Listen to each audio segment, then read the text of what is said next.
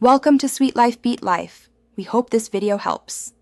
In this video, I will show you how to replace your Nissan Sentra key battery. First, gather your tools, a small flathead screwdriver and a fresh CR2032 battery. Make sure you have a clean, well-lit surface to work on.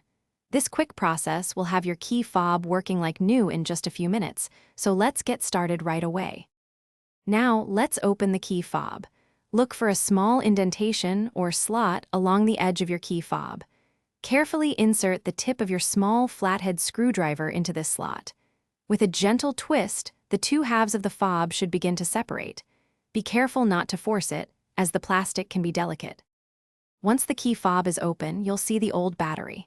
Take a moment to note its orientation, specifically which side is facing up. Gently pry out the old CR2032 battery.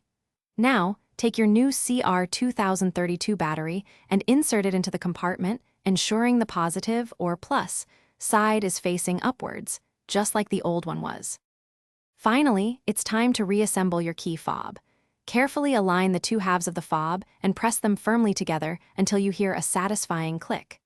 This confirms that the casing is securely closed. Before you go, make sure to check the description below for a link to the new Kindle Paperwhite and other great deals. Now, test your key fob's buttons to ensure everything is working perfectly with your Nissan Sentra.